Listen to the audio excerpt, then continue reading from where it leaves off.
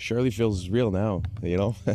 We're right there, and the build up to it. Obviously, look at this right now today; it's amazing.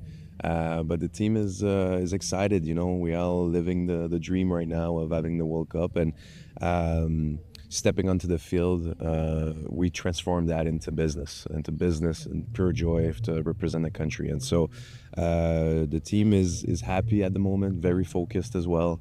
And we're going to focus on the white lines, what happens inside them. As Maxime Crepeau, the starting goalkeeper for Canada, quite rightly points out, it is starting to feel very real. We are in the week leading up to Canada's opening World Cup game on Friday against Bosnia-Herzegovina at Toronto Stadium. And as Maxime Crepeau said here, this is the practice facility. This is where they got the police escort in today. Hundreds of school kids here to guide them to get autographs. A fantastic scene. Okay, some of the news of the day that you need to know.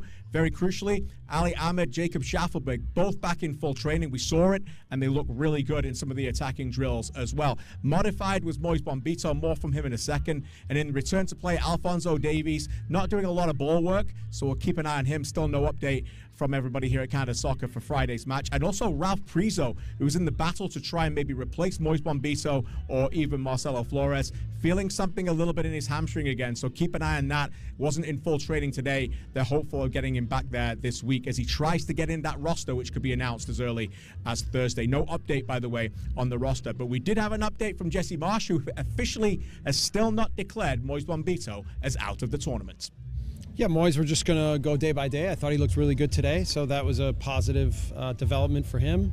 This is what they call match day -4, and their opponents are already in the city. That's right, the Bosnians are here, and they trained in Toronto on Monday as well. And a lot of the emphasis is now on game one and the Bosnians and the way that they play. Alistair Johnston and Jesse Marsh answered that. Yeah, I'm not sure if you guys saw too much of it there, but it was a lot based on that, is understanding what their wingers are all about. They're about cutting inside, putting balls into the box. I've got Edin Dzeko, who, you know, he was one of the players that I watched growing up, and he's still going at a really high level. So, look, they've got a lot of quality up there. They're big. We understand that. They want to play for a bit of chaos in the box and pick up second balls.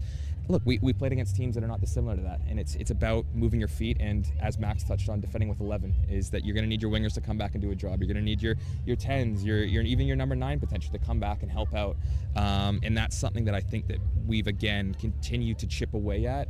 It's not something that maybe comes naturally to us in terms of that mentality, but it's something that we're trying to continue to build on and be really just difficult to play against. That's really been our mentality and kind of our motto for this summer, is that we want to be the hardest team in the world to play against. And I think that that's something that's actually very achievable for us based on our athleticism and our mentality where we're getting towards.